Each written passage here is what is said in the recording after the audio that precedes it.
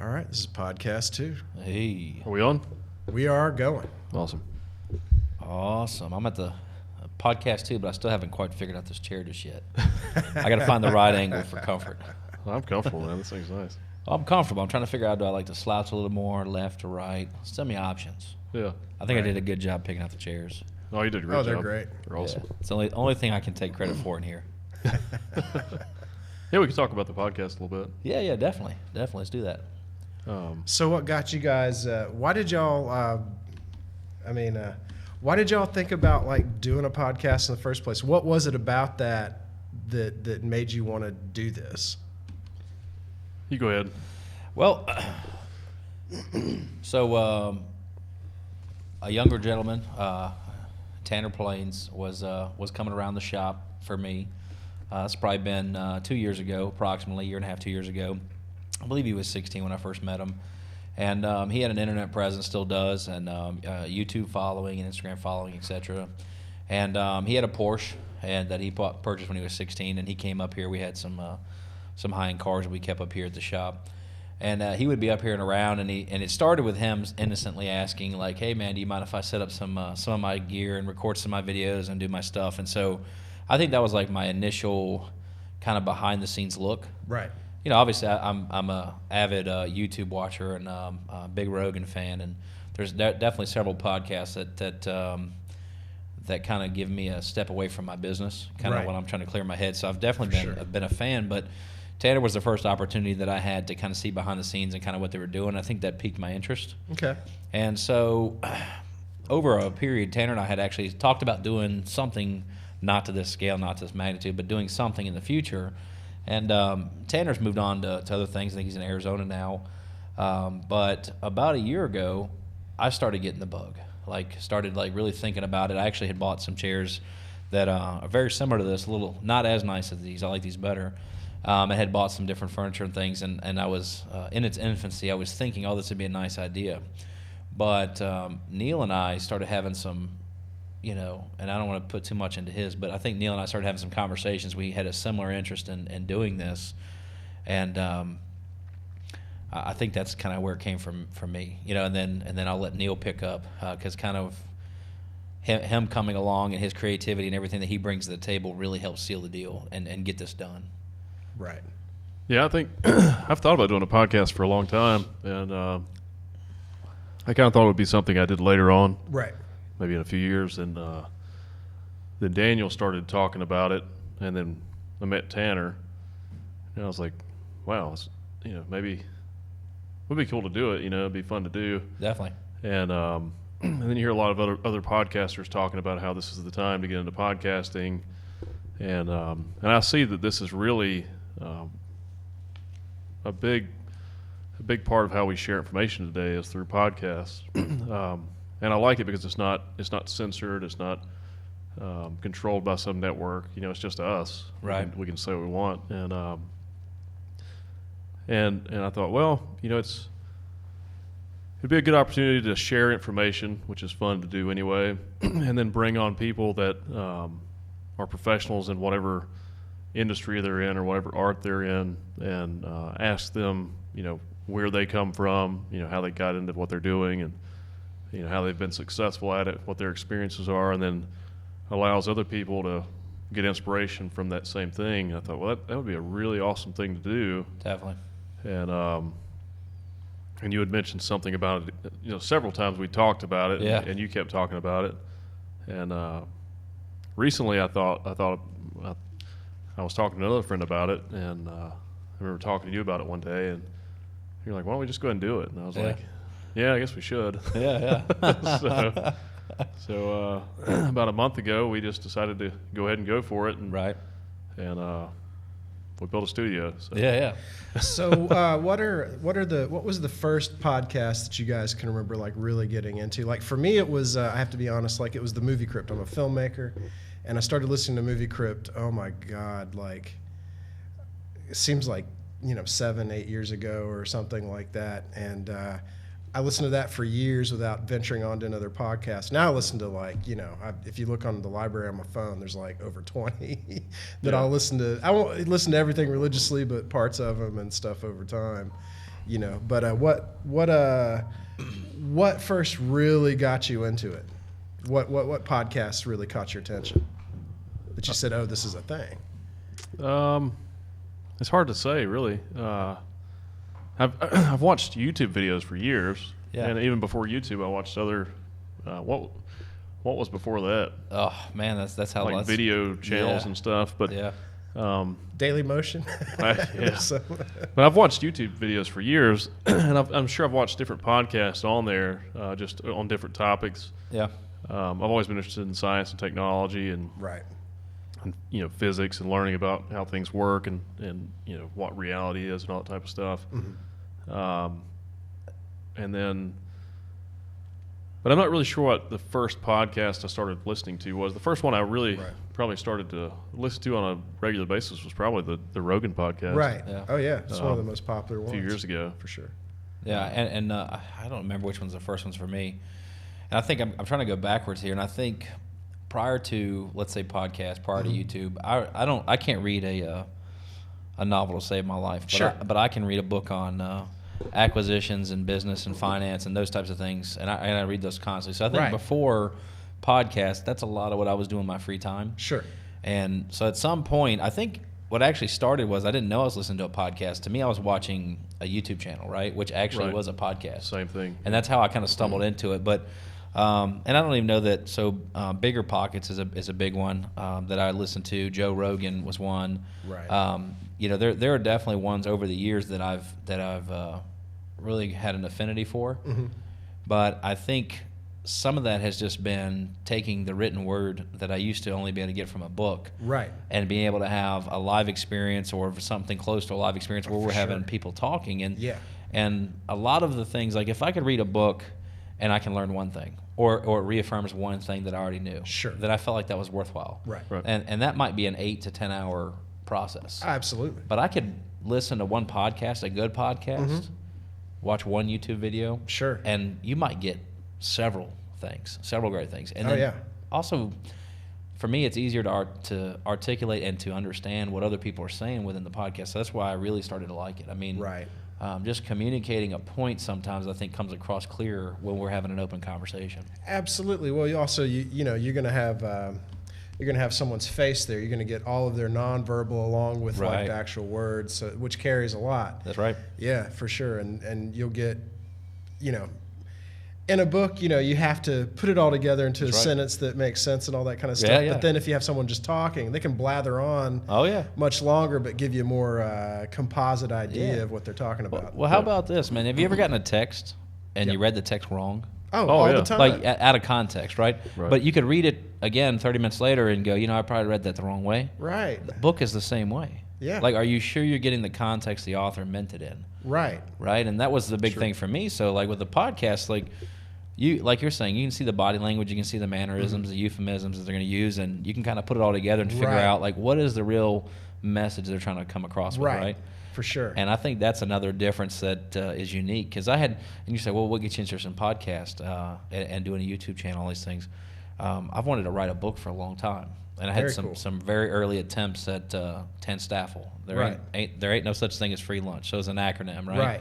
And that's what I was. I would love to go back and fully read it, but it started on when I was a teenager. Right. But why would I do that? I feel like this medium right here, this is a much more efficient way to get that message across. Of course. Yeah.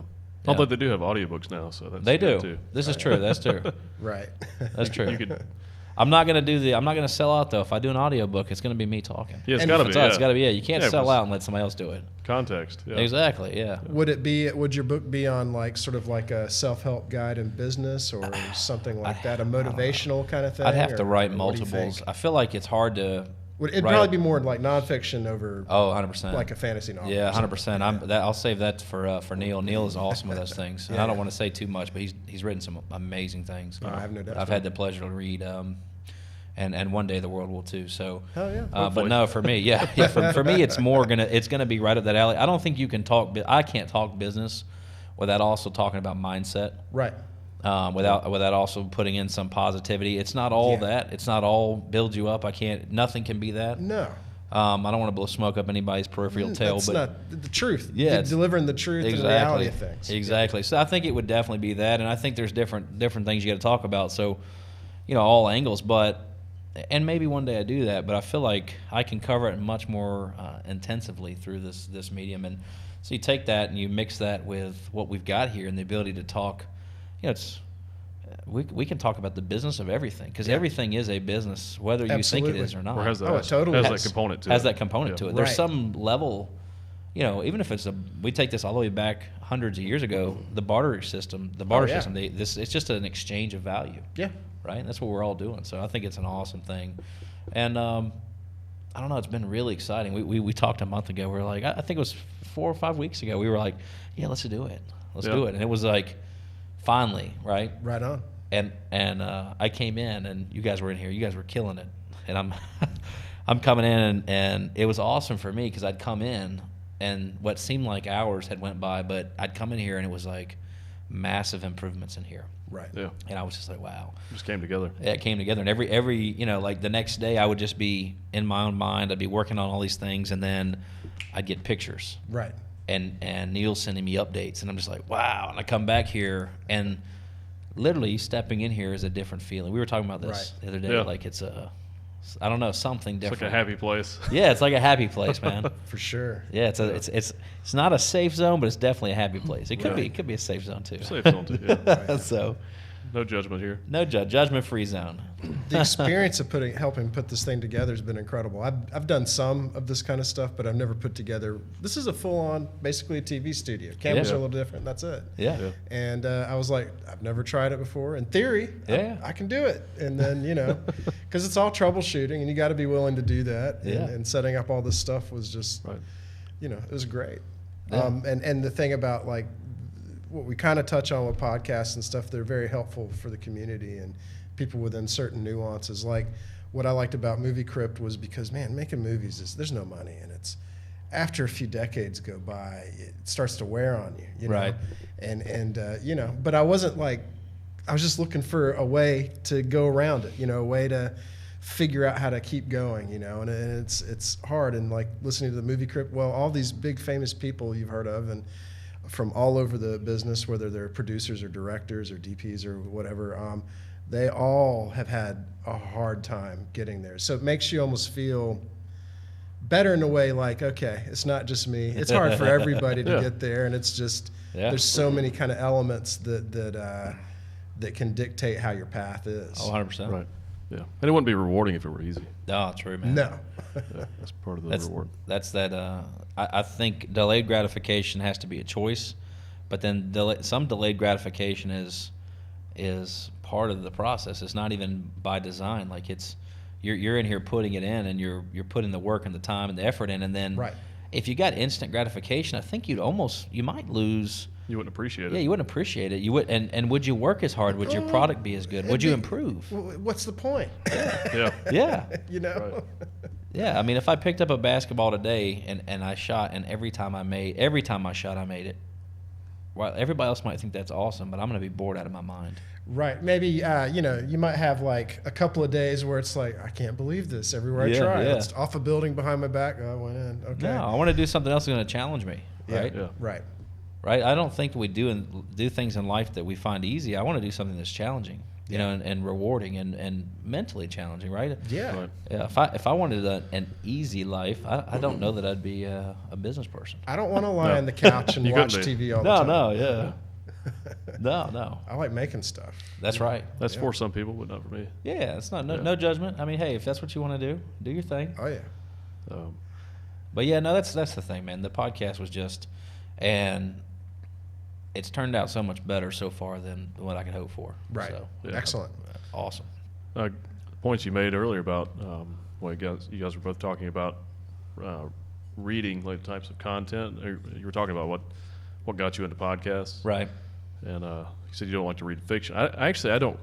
I write fiction, but I don't read a lot of fiction. I've read some, cool science fiction books and stuff, but honestly, I prefer to read things about real science and technology, and I just feel like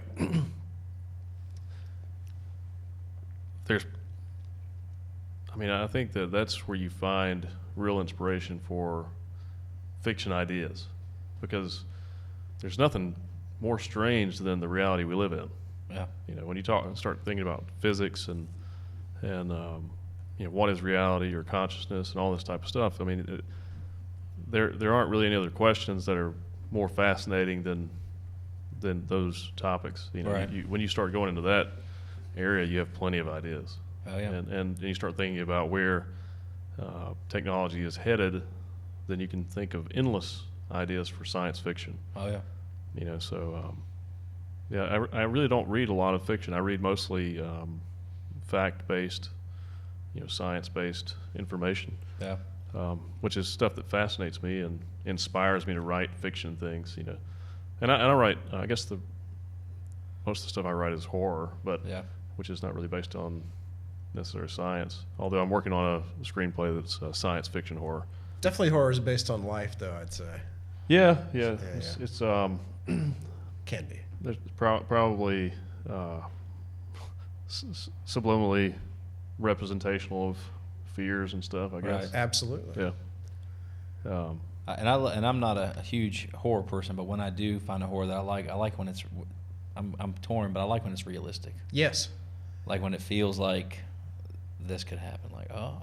Right. Yeah, I'm probably not that way. I'm more like I like supernatural horror and stuff. Right.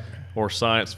Now, science fiction stuff, some of that I think will happen. Sure. You know, but then you just add in maybe some ridiculous horror aspect to it. But right. I mean, today's science fiction is tomorrow's reality. Oh, you know? always. I yeah. mean, Oh, you know, you think of Star Trek alone. Well, they had, you know, these little things that we're carrying around, and ours are quite frankly better than what they had on Right. Star Trek Yeah. when it started off. Except they don't beam us places. I mean, it's probably not planet to planet, but you know, Right. still, Yeah, you can do a lot more. Right. Yeah. And well, yeah, everything's an idea. You know, so that's. Yeah. And I really feel like we live in a cool time because, well, I mean, we were born in the 80s. You were born in the 70s, but we all grew up in the 80s, and I think I've said before, like, we're the last of the analogous people.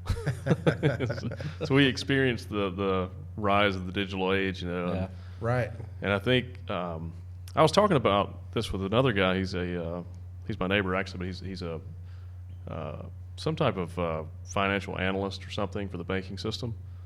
Super genius guy. We'll have to have him on the podcast. But we were talking about how, you know, Homo sapiens have been on Earth for, it's debatable, but over 300,000 years most likely. And it's kind of like, what the hell were we doing for so long? Yeah. Why did it take so long to get here? And I mean, you could say maybe there were, you know, some type of advanced civilizations in the past. There could have been, but nothing like we have today, because there would be remnants of it. We'd find evidence of that. But, you know, humans, they don't appear to have really done anything significant except for in the recent, you know, few thousand years. And really, what we've done in the past couple hundred years kind of blows all that away. And I think it's just the exponential growth of population that causes that, because we were able to share ideas so easily. Right. And now that there's 8 billion of us on the planet, I think that these new advances and new ideas and new technologies are just exponentially increasing. So I think this decade is going to be amazing. Like, I think some of the stuff we'll see this decade will just blow our minds. Yeah. Were you telling me the other day, you said something, and maybe this was you said something like 90% of all the data in the world has been created in the last 3 years, and the next 3 years that'll still be true? I didn't say that. But it was somebody, somebody was saying that, and I'm probably not doing it justice, but basically 90% of all the data that's ever been recorded has been made in the last 3 years, and they were saying 3 years from now that will also be true, because that's this exponential growth of data, like just this. Jesse can look that up. Yeah. We'll have to find that. What am I supposed to look up? What is it? Try 90% of all the data in creation has been made within the last 3 years. All right. See if we can find it. I'm curious. Now I'm trying to figure out where I heard that from. I know I've mentioned Donald Hoffman recently. He's a cognitive scientist, and he talks about how Last 2 years, right? Or how many years did you say? 3. 3 years. Maybe it was 2. I found one that said 2 here. Yeah, maybe. See, I slaughtered it. That's what it was. Maybe it was 2 years.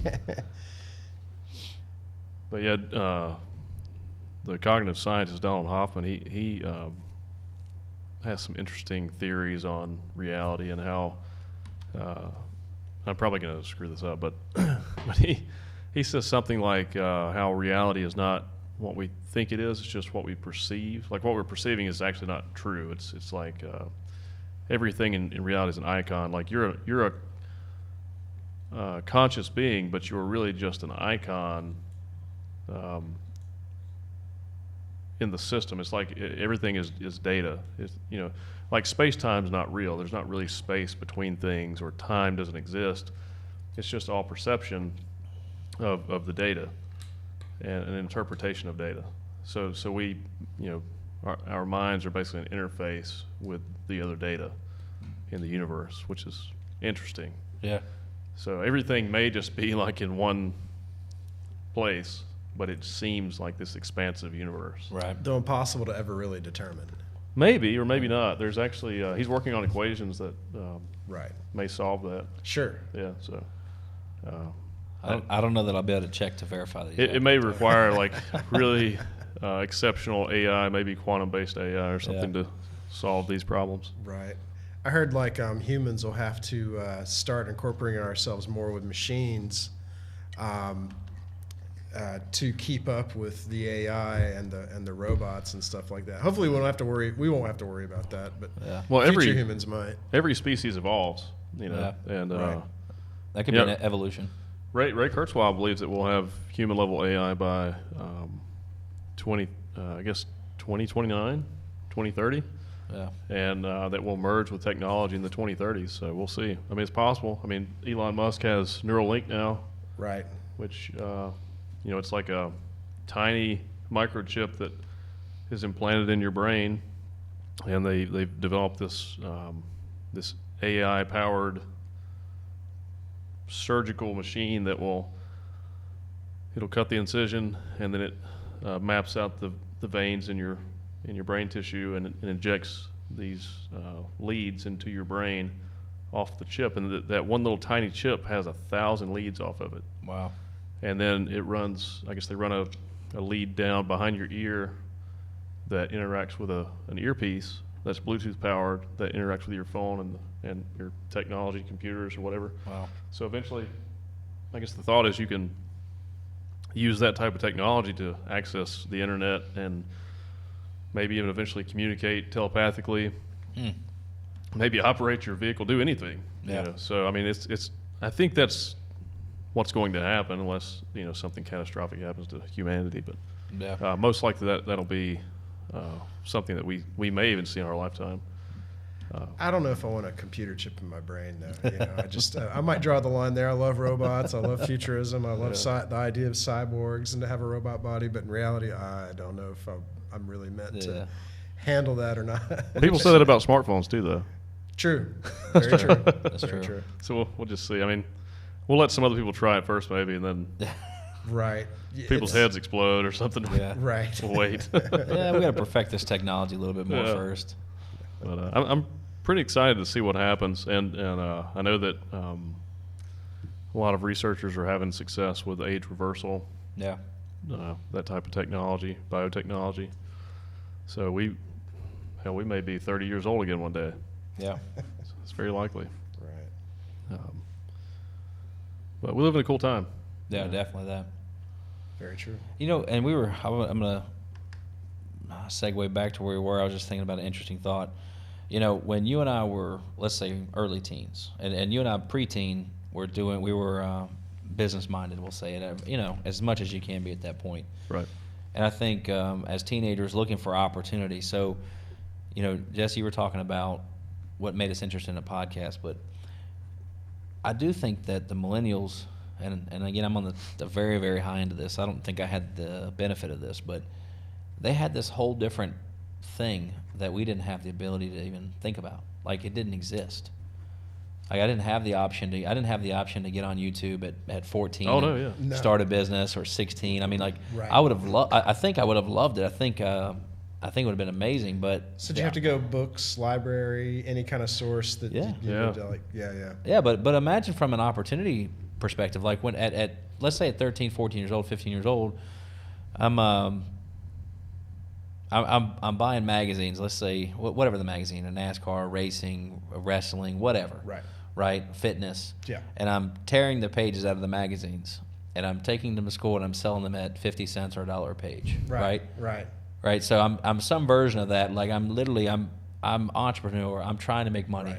I would like to think that if YouTube was around, and podcast and Instagram and all these things, that I would have been going, you know what, this is a way that I can make an income, and I can earn a living, and this is what I'm going to be doing. And so I think that that's one great thing, like this podcast, you got to look at. And I don't know, you know, I'm curious, who were the first ones? You asked what was the first podcast I ever watched. I wonder who was the first one to ever make a podcast. That's a good question. I bet we can find out. Yeah, let's look into that. And was it a millennial? Actually, it was Mark Maron's had one for a long time. I know he wasn't the first. Joe Rogan has a podcast this today, I think, with that guy. I can't think of his name, though. I haven't watched it. Let's see. History podcast. His name's, I can tell you.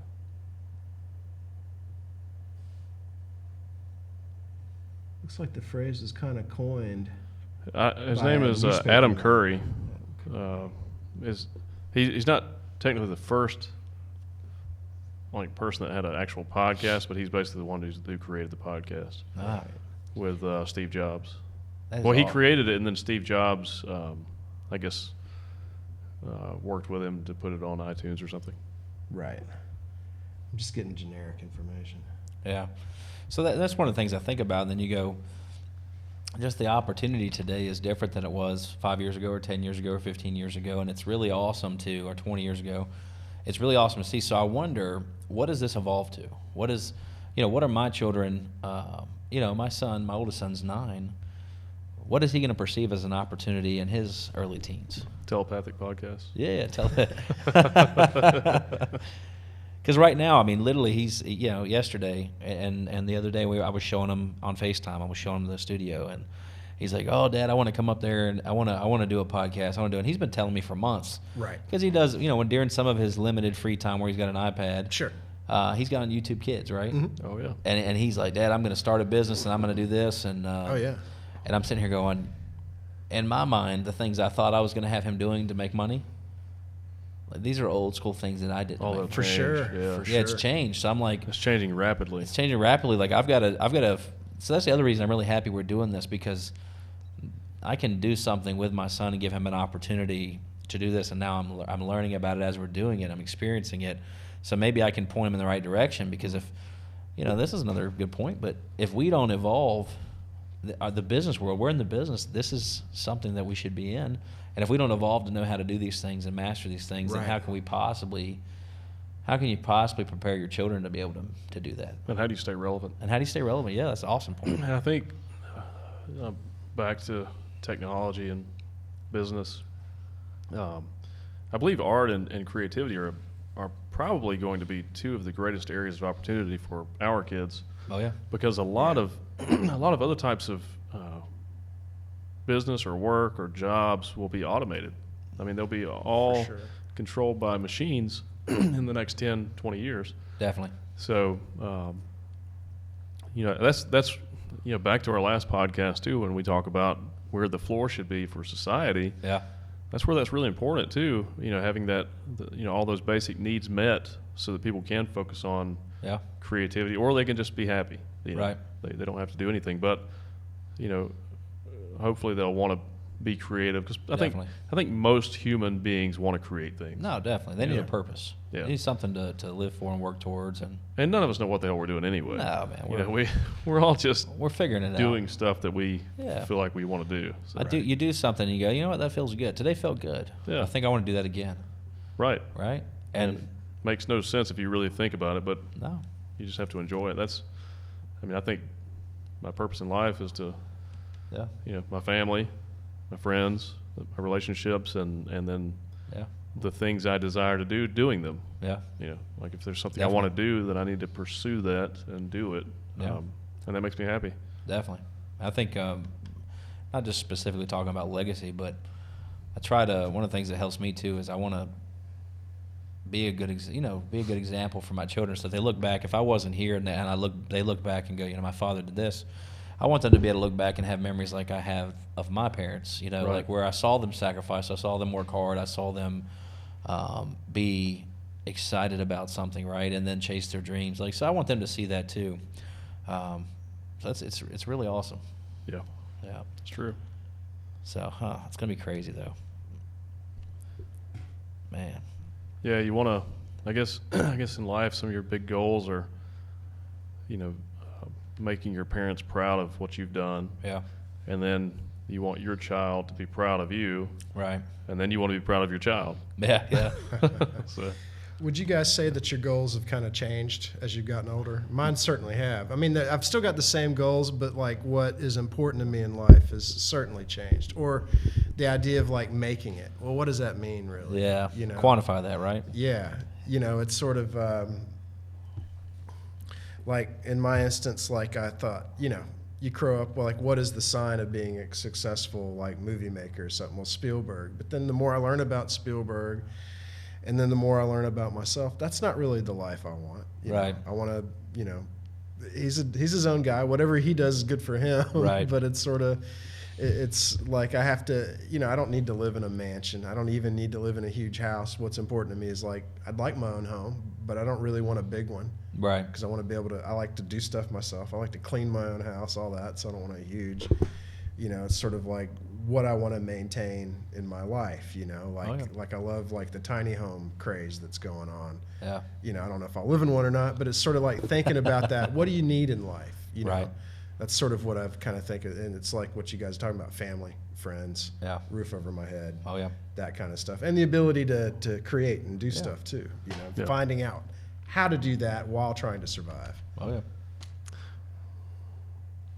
I think There I'm you gonna go. say, and see, this is the awesome thing is that everybody has the ability to want something different, right? And I don't think there's a right answer. So you were talking about some things, and some of the things you say I can definitely say I feel the same way. And some of the things like I don't mind having a big house, Right. but I don't want it. I don't want to have a big house and it be a burden. Right. I don't want a big That's the house thing. just to have a big house. I've got a big family. Right. But I think for me, the purpose of everything I do is not to have the home. Right. Right. A home is literally a safe place for myself and my family to rest. Right. I just have to say though, Right. Daniel says a big house. Right. Daniel has a humongous house. Yeah. Like, I have a big house. I'm not And going you to can say fit two of my houses in Daniel's house. I'm not. I don't know. I can't remember. It's it's fairly large, but It's a decent Right. house. it's a decent size. But well, I don't have a family. You know, I just Yeah. got, it's just Right, me yeah. and my wife No, and in- some cats. in you know? all fairness, I do if- want a big studio. Yeah, in Yeah, all there you go. fairness, if I did not have a family, I can say probably 97, 98% that's not where I would be. Right. I live on Lake Norman in Mooresville, Right. on the main channel. A beautiful home, very Nice. blessed. We work hard. My love being able to do that for my family. My kids are enjoying it. Right. But as either a single man or as a married man with no children, Right. that's not where I would be. Right. You know, because honestly, as a single man, I'd probably, for me, Uh-huh. I probably would live way, way, way, way below my means. Just not on purpose, not by design, just because. And I would just work all the time because Right. that's what I enjoy doing. Exactly. Yeah. Yeah, and my free time, I'd probably be crashing at Neil's house or my other friend and partner's house, Matt. Right. I'd be sleeping at his house and just, you know, and Mike's house, just hanging out, you know, like Right during whatever little free time I had. But you know, it's nice. And while we're on this tangent, you know, I just said in the previous podcast, the first podcast, I talked about losing everything and moving back in Right. and basically moving into my parents' garage and spending 18 months there. Well, it was a great motivator, and we talked about that pain and what it led me to realize. And there were a lot of memories at I used to live on that lake. Right. I actually live 2 doors down from where I live right now. Right. So every Sunday, for 3 years straight, if I was home, my wife and my kids, we would drive, and we would drive by my old home. And there's a loop, a gravel loop that we used to walk with my oldest son now when he was young, very young, and he had one of the little Power Wheel cars that when he got a little bit older, he was able to drive right there. We would drive that loop at the end of the peninsula there, and we would circle and go back all the way back down. And every Sunday for 3 years, that was a thing, and it hurt, right? So one, it was a reminder of keep your eye on the ball, pay attention, don't make dumb decisions, right? Like stay on task. And two, it was also, even though it hurt, it was also a motivator for me because I knew what my potential, and if I could achieve that in my early to mid 20s, at this point when we were doing this trip, I was early 30s. I'm 35 now. I knew I could do it again because I knew so much more now, right, than I did then. Yeah. So I knew I could do it. I just had to get the mindset right, keep it there, and just put the work in. So it was a great blessing last year to be able to buy the house. It just worked out perfectly, 2 doors down from the house that I lost. Right. Oh wow. Yeah. So and the fact that it's a larger home is awesome. You know, like and like I said, I've got a big family, so I'm very blessed. But so yeah, I don't mind having a large house. Could never do the tiny home thing. It would work for me. Right. In theory, I like the idea of it, but I think it looks cool. Yeah. It looks cool. But every time I think about it, like I'm having like 2 or 3 tiny houses to make. I don't think your film It's more of like it's more of a compound. Yeah. You know. Well, I think also when you ask, have your goals changed? And you talk about your goals too. Right. Your goals will always change. Yeah. It's just part of the evolution of your life, and when you accomplish a goal, well, you're probably going to look for more. Right. Yeah. You can't just have set goals. You have to constantly be evolving your goals and extending your goals. I mean, your body. I mean, think about our bodies even change. Every 7 years, you're a new body, like a completely new body. Is that it, the 7 years, and then you cycle through all your cells? Yeah. Right. So it's like we're different people from decade to decade, but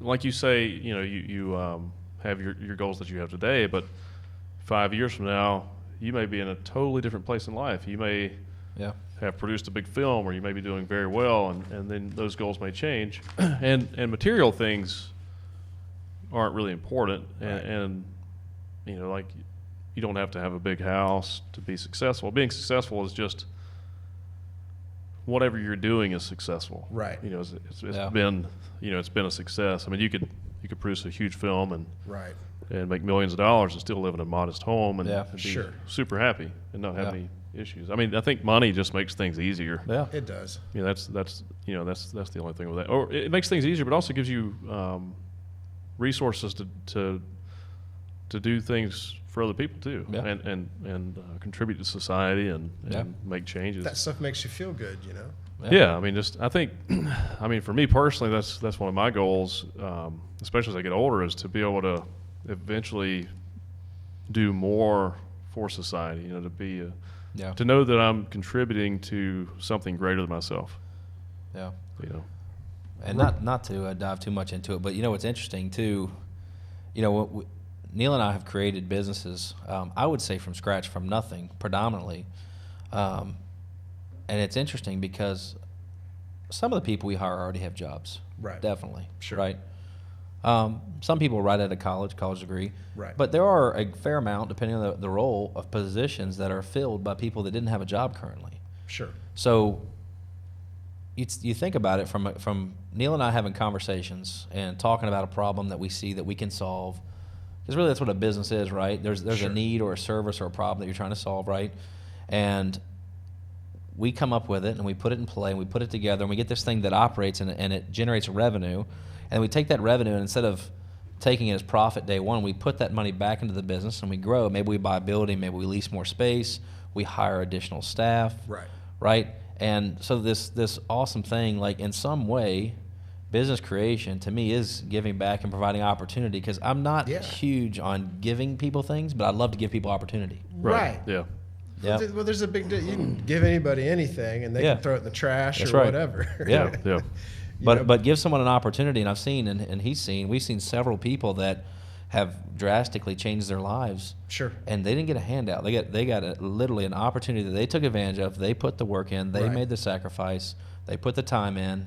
And over time to see them go through those different things so that they can decide, do they want a big house, or do they want a nice car, or do they want to give back maybe to the church, the local community, provide opportunity for children. And so then that's the great thing about each of us. When we generate revenue, we can decide what we want to do with it. Sure. Right. Yeah. So, so in some way we are giving back. That's true. Yeah. Yeah. But Neil wants to do it on a much larger scale, and I can admire that. Yeah, I would like to. Yeah.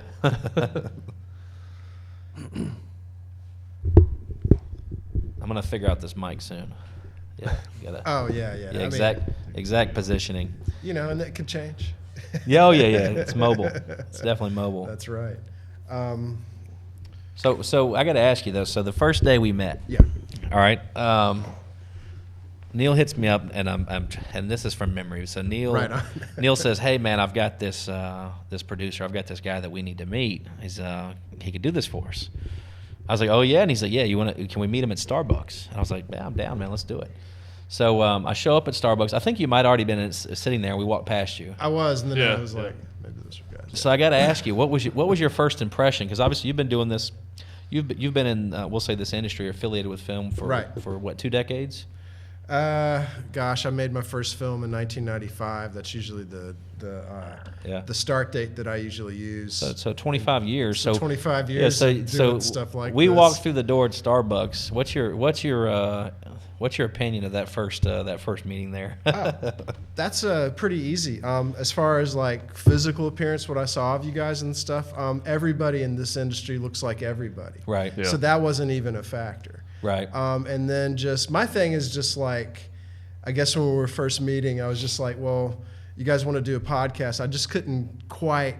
I didn't think it was all this. Right, I'm used to like doing it very meagerly with some GoPros and a computer and one mic and stuff like that. And I wasn't quite sure, was this real or not was sort of my thing. So I'm like, but I'm like, well, what I do is all risk taking. I've been certainly let down many times before. Oh yeah, especially in that industry. A little long when I first saw this space though, and I knew it was real and you guys owned it and all that kind of stuff. I'm like, all right, okay. Yeah. I'm listening a little more clearly. And then when I met you at what is it, SC Solutions or whatever, then I saw that and saw the gear you were wanting to get, and I'm like, all right. Okay, I'm gonna quit. I'm gonna shut up and try to stop you from buying like the cheap stuff that I would cobble together. I'm just like, okay, well, let's really learn this stuff for real. And then when I saw the stuff here and starting to set it up, the only thing I was putting together in my head is, okay, I've got to get this put together and it's got to work. Right. And that was the main thing I was just thinking about. I got to be here. I want to learn this. Yeah. And I still have so much more to learn on this board. Like I know how to switch cameras and stuff, but there's all these other buttons that I want to learn how to use. What are these buttons? It's been fairly seameless though. Yeah. So you've done great, man. Oh, thank you. Thank you. Yeah. So when I came through, and I remember we passed. I think I went in, maybe went to the restroom. I'm not sure. Passed you, came out. You and Neil had moved to the center table and we chatted. I think I was on the phone a good part of the meeting, right. and it wasn't. That's just the story of my life. But but I remember talking with you and I was like, I think this guy probably thinks we're full of shit. On some level, in my mind, sure, I was like, that's just doing what I do. A freelancer already has that in the back of their mind, right, yeah, just as a safety. But yeah, well, see, so many people, and we deal with this in every industry. Like they all talk about doing things, right? Right. Very few people actually do it. Yes. Right. And we definitely talk about things, but if we say we're going to do it, I can't name a recent time that we've said we were going to do something and that we didn't follow through and do it. We've had things we wanted to do, but just wasn't the right time. Yeah, it's not the right time. Yeah, we make conscious decisions not to do it. But yeah, so I was curious because I think back and I go, man, I wonder what Jesse thought. So, and this is everything we do. We try to be just first class. Right. But this even exceeded my expectation. It's great. Yeah, we're gonna have to get Tanner on. And I want him to be sitting in these chairs. I want to hear Tanner because Tanner's got a fair amount of experience doing this. Good. And I want to get some other, some people. We've got, I think Joe Scott's going to come on in the future maybe, and some others. But get some people that do this for a living too, and I want to see kind of their reaction. Right. Yeah. Their impression. Yeah. Right. I already got tweaks I want to make. I want to make to the show. We'll talk about after the show. Awesome. Okay. Cool. Yeah. I'm ready. I'm sure it'll constantly evolve. Oh yeah. Oh yeah. Yeah. Yeah. I need a button right here. So when I get thirsty, I can just hit the button and we can have someone bring me out. It'll just drop from the ceiling. Yeah, that'll work. We can do that. Fair enough. But so I'm trying to think. Well, dead spot. Oh, that's okay. No, it can go dead. Yeah. It seems like, sort of one of the big useful things about podcasts in general is information. It's good for people to find out how to do stuff, people to figure out that they're not alone in the world, right, certain kinds of thoughts and ideas and stuff like that. And that definitely seems to be sort of part of can be a part of like being an entrepreneur, like you're talking about, like building a business, building it's fun and all that kind of stuff, but then having the right people that you plug into it, and seeing that happen is great. And if the wrong person is in it, I imagine it's just could be a pain. Devastating, because you're dealing with other people's feelings, and they might be friends of yours. It might be that's a good topic. Like, what do you think about, like, obviously you guys are friends and you work together. Oh yeah. And I got friends I work with, but there's that general rule where friends shouldn't work together. So I don't know. I disagree with that. I do too. I do too. Yeah. You want to go first? No, go ahead. No. I disagree with that. I think so the friends that you shouldn't do business with, you shouldn't do business with them if you were a friend or if you weren't a friend. Right. The business is not working. The relationship is not working because you were friends. Right. It's not working because it's one of you or both of you lack what it takes. Sure.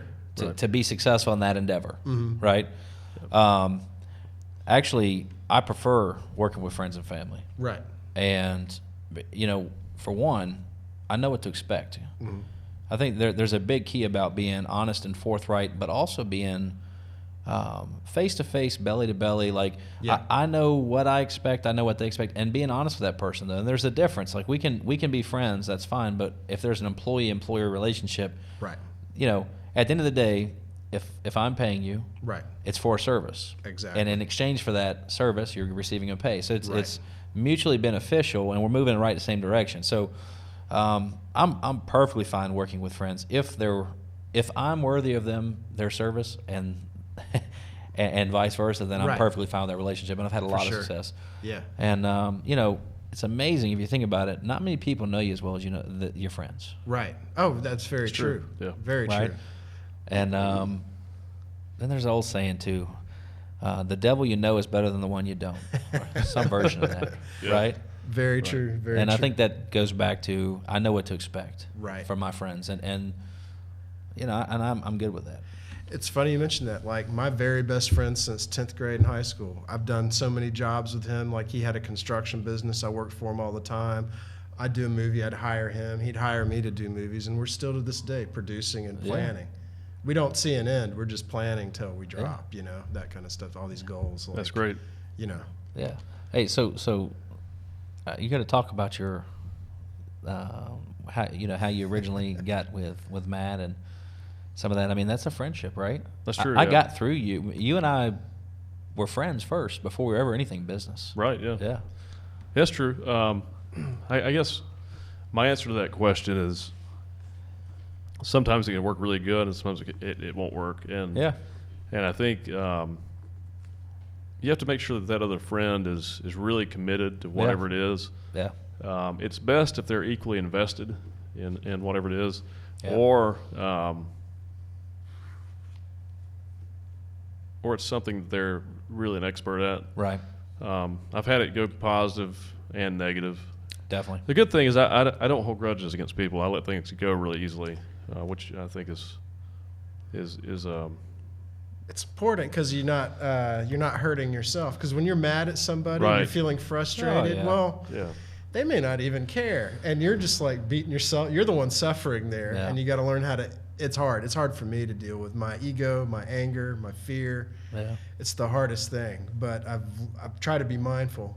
Well, I've had things go the wrong way with friends in the past in business, and I've lost a lot of money doing that. And instead of holding a grudge, which I've had issues, where I went for a period of time where I couldn't let it go, and it's just a block. It blocks you from doing productive things that you can control. Yep. And you have to, or at least I had to come to the realization that these things just, some of the reasons they failed were out of control. Some of them were out of our control. Some of the reasons that the other person dealt with the way they did was because they were afraid. Yeah.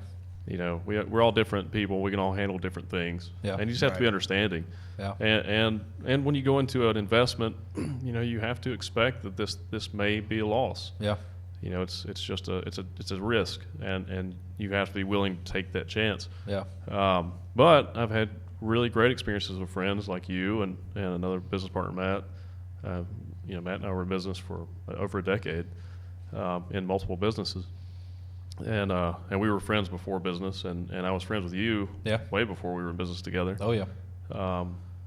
And a lot of it's trust. Yeah. You know, but I've known Daniel long enough that, you know, that I know his character. I know he's a man of integrity and character, and if you say something, you mean it, and you keep your word, and I think in a lot of ways we're pretty similar. We're very definitely giving, compassionate people deep down, and I think a lot of it also has to do with you know, similar goals in life. Definitely. The only time I get weary is if it's someone that's a friend that maybe wants me to do something, and usually it's not friends. It's usually just other people, like acquaintances, Right. that want to do business with you and want you to help them do something, and they just want to invest some time, and it's maybe something they don't really have a lot of experience with, Right. and they're real excited about it, but they just don't really know a lot about business, and they have nothing to invest. I feel like that's a pretty good recipe for a loss. Big time. You know, for sure. And I think too, is to speak what you're talking about too, is I think you need a clear delineation. Is this a partnership, or is this an employee, or is it a hybrid? Like sometimes making those clear delineations of which is what is going on, because one of the other things, like I've had partners act like employees, and that's a problem too. Yeah. Because then, for some reason, that person doesn't feel like they have the same thing at stake. Right. Because really, they probably don't. Yeah. But no, we've had several, and you know, it's so. I think another thing, the problem with doing business with friends that I think friends or family that people would say is, I think that they know you really well and they see you're doing well, right? So they think that they're going to do well just because you do well, right? But see, here's the problem. They only see the tip of the iceberg. You know, 10% of the iceberg is visible. Usually 90% of the iceberg is beneath the surface, right? They don't see the 90%. That 90% was hard work, was hustle, was sacrifice, was failure and loss and heartache and strife and anxiety and everything that you've been through. I've got a lot to say about this stuff. Yeah, man. So they don't know. And it's not their fault. They just haven't lived it yet, right? And they're at a different journey in their process. They're at a different point in that process, right? Sure. So they come in and they think things are great, right? And one of the things I tell people, I'm like, look, do not start a business. Don't go into if you have $10,000 left to your name, or $1,000 or $500, whatever the number is, $1 million, and you're going to go into business. You need to know that there's a very real possibility you're going to lose every dime, and you need to be okay with that. Right. And Warren Buffett says a man that cannot control his temper cannot control his money. Right. Right. If you can't lose your money and keep somewhat of a calm head about yourself, right, it's never going to work. Right. And so I think if you can. As I've gotten older, I learned to set better expectations for other people. Sure. And I think that's that belly-to-belly, face-to-face mentality that I didn't have a decade ago or 15 years ago. Right. Some of the tough decisions and tough conversations, I wasn't man enough to have them at that point in my life. Whereas now I can have it and it doesn't seem so tough and so hard. Right. Other people think it's that they take it that way, but it's not. It's just I'm doing them a disservice if I don't have the tough conversations. Yeah. Right? And I think if you can do those things and you can. Man, it's the greatest thing in the world to be in business and successful with a friend. Yeah, it can be. It has been awesome. For sure, it's awesome. I would hate to be in business with somebody and be successful and be miserable. Right. Yeah. You know, I don't care how much money we're making. Like in that case, it's time to sell my half of the business. Exactly, man. I'm going to go on to something else, man. Yeah. I genuinely enjoy being around Neil and several other partners and friends or employee and family. Like I want to spend time with them. Right. Makes it easier. Yeah. Right. Personal relationships. Yeah. Definitely. Oh yeah. Definitely. Oh, then you got when your business is successful, you got somebody to celebrate, to party with. 100%. 100%. So it's been interesting. So friends and family for me are good. Are golden, man. I'm good. Right and I'm on. lucky and blessed enough to have competent. Right.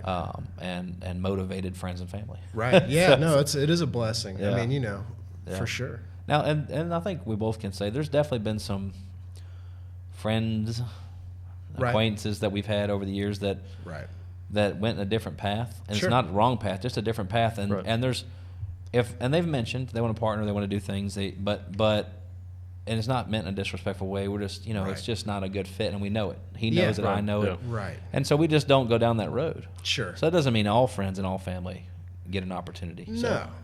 No.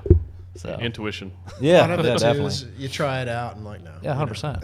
100%. Like I love my wife to death. Love her to death. Right. We've been together. We just celebrated 18 years together. Coming up on 16 years married. Right. But I don't want to work with her.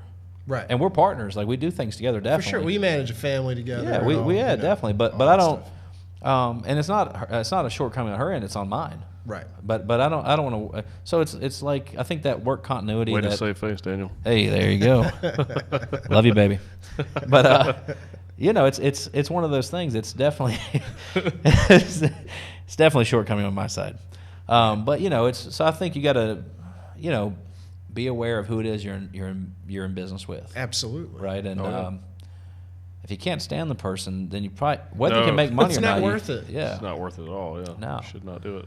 Yeah, so it's definitely something to think about. And I've had some people when I was younger, especially, right, and some of my first business ventures that the problem was we moved really quick, right? Like I'm not one to wait and take forever to make a decision. And like if it feels good and I've got enough information where I go, okay, this is something we need to do, I'm going to act. Neil's going to act. We're going to make the decision and push, right? Right.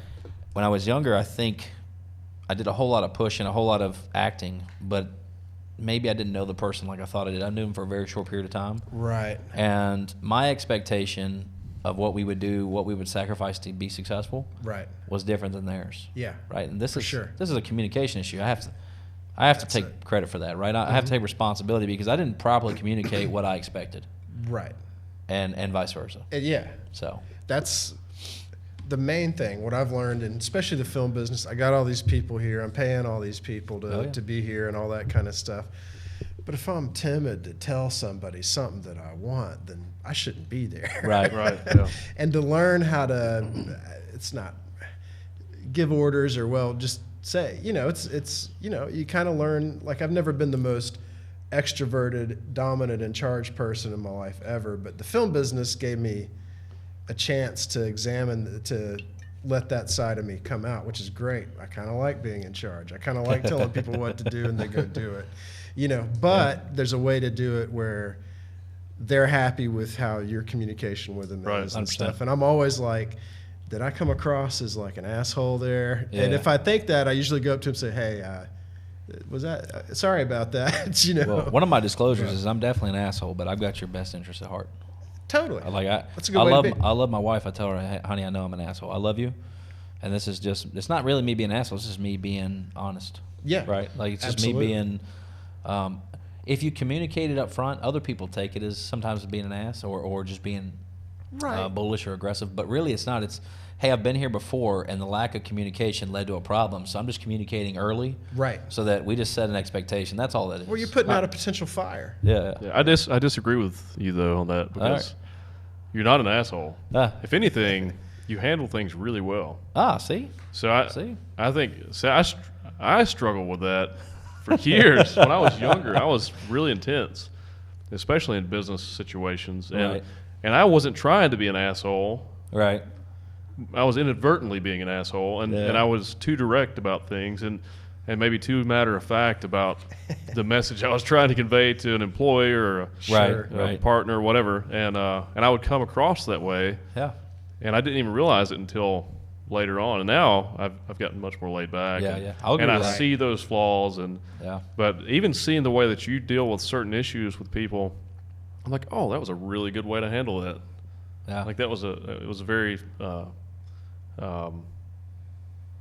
what's the word? Well, the person who's going to act cool is always going to come out on top. I mean, no matter what. Well, not even just that. It was just a creative way to solve the problem. Yeah, but what's the word? Overcome the objection. I don't know. Not delegate, but Delineate the information. No. Why can't I think of this word? It's crazy. Social maneuvering. Wow, I'm just completely drawing a blank. I know this fucking word. What? It's. I need some elevator music real quick. Yeah. Insert here. What's the word like when you negotiate or? What is that word? We have people that do this professionally for our country. It's like almost like what a lawyer does when they set in to mediate. help you out with Mediate. You know the word too. Yeah, I do. Why can't I think of this word? That's a word we'll come back to maybe. Yeah. It'll pop in his head in about 5 minutes. It will. It'll come back. That's the way. But anyway, that word. Yeah, that word perfectly describes how you handle these. I appreciate that. Thank you for that gracious compliment. Vague I want to when I figure out this word, I'm going to feel really special at that point. I mean, a lot of people mistake being assertive and getting things done as being an asshole. I feel bad for a lot of women who are just being assertive and telling people what to do, but then people unfairly kind of go there, and then you have people who indeed. Maybe they put it on a little thick because they're used to a certain kind of... I think women in some cases have to be that way in certain situations. Yeah. Which is understandable. Right. I think it's becoming less of an issue now. It is. Yeah. But I've understood. I had a couple of female bosses when I was younger, before I was totally self-employed, and one of them I had a really good relationship with. I thought a lot of her, and she was very assertive like that. Right. She would actually intimidate some of the guys I worked with. Yeah. And I would sometimes, clash with her a little bit. Sure. But I think she actually told me she respected me for that, though. Right. I would actually speak my mind and not just there's cower, a way. There's a way to speak your mind in respectfully. a way. Yeah, exactly. Definitely. Sure. So we were talking earlier about the relationship with family and friends working with you, right? And but this right here and kind of ties into what you're talking about. So I think if you're going to be a leader and if you're going to own a business and have other people share in your dream, right, then you need to be a leader as well. So you need to work on those things. I think sometimes one of the things I want to work on is how do you get your team to buy into your dream, right?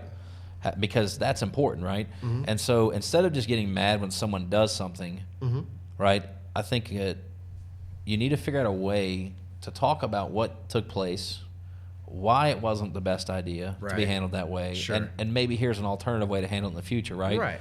But it's also, hey, look, this is not just about you. As a leader, this is partially my fault because I didn't fully explain this, I didn't vet this process, and so I try to kind of circle back to me and say, look, I should have stepped in here, I should have caught that, right? So the buck stops with me. And I think from a top-down approach, what happens is too, you create this culture. We've created this culture where we have even our employees that take ownership of things, right? Right. And when new employees are coming in, it's kind of awesome to see them say, you know what, hey, I probably should explain this better. And just kind of see them go through that, right? So I think that's important too. Yeah. Like really, if you're going to be a leader, figure out how to communicate better to your team. That's the most important thing. I think. Yeah, that's true. Because I hate turnover. One, it costs a tremendous amount of money, a lot of patience. Yeah. And it takes a lot to get somebody. There's a huge learning curve in some of the industries that we're in and things that we do. I mean, it might take 3 to 6 months just to get somebody to where I feel like they're what I would call on a low-level proficient. Right. Because you take the guy that's been doing it a year or 5 years or 10 years, and they can work them in some angles under the table. And it's not a lack of effort. It just takes time, like doing what you do. Right. If a guy came in tomorrow and started it, and 3 months down the road, he's not going to be able to keep up. It's nothing personal, but it takes time. So if we get all this time invested in our people, we want to keep them. Sure. Yeah. And I think you want your employees to, like you said, take ownership in what they do. Like, I mean, it depends on the business too. There's That's different true. Businesses. If it's a regular retail business and you have a cashier, you can't expect them to take ownership of the business. You just want to make sure you pay them good enough so they appreciate their job and they're happy. And then, but like with management people or people that have more technical jobs, then you want them to feel proud of their work and what they do and feel important and realize that they are important and part of the team. Definitely. That sort of thing. And it's morale. And if they don't, sometimes you see people that just they just don't. Maybe they just don't fit in. Yeah. Or they're just not. They have other issues and they can't be happy, or whatever that may be. And sometimes you just can't help people like that. No. Yeah. And I wonder. So this is a huge segue, it's a huge tangent here, but I'm Mr. Non Sequitur, so we're okay. So I'm still trying to remember what that word was. But now, so this is the interesting thing I've seen, and this has become harder and harder. Like I've got some guys that have been with me over a decade. Right. Some awesome guys. Right. And maybe that's not as impressive to people that are a little older, because they're used to working somewhere or hearing about people working somewhere for 30 or 40 or 50 years, right? Sure. Same company, same factory, same thing, right? Right. I think having someone being on my team for over a decade is, in today's time and age, is like really impressive. It is. Yeah, it's very impressive. And so that's something else that's really been interesting is I wonder how much turnover, like companies experience now as to compared to like 10, 20 years Well, ago. I'm constantly trying to expand my mind and learn and I just like to learn as much as I can. I feel like it's good for your brain. It's good for business. It's good for art. It's good for everything, because you're constantly I guess you're facing or you're I think you should subject yourself to as much nuance as possible. Right. And so I took some classes at Arizona State last year. One of the classes I took was a sociology class. It was a higher level sociology class.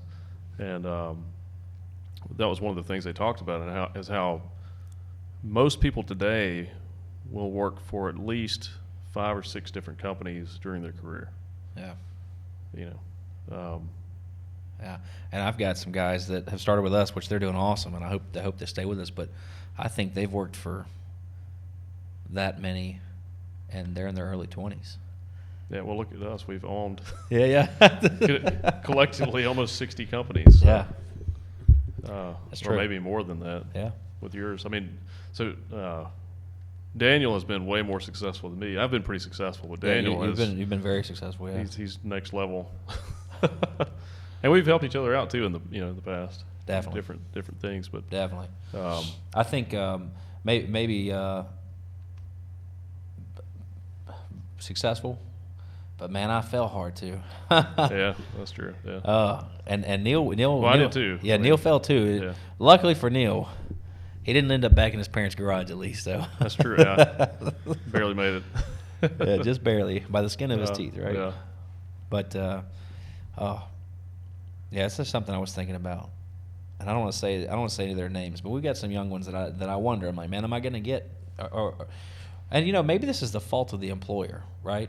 Do you create enough opportunity, right, to keep your quality people, right? Is that part of it, or is it just the free? Is it the free spirit? Is it is it technology? Is it? I mean, what is it that makes so many people, variables? There's so many. Yeah. And then you think if everyone did have their basic needs met, then would they be better employees? Yeah. Some would, some wouldn't. Yeah. I think it goes both ways. I'd like to say I would. Well, you would, obviously. Yeah.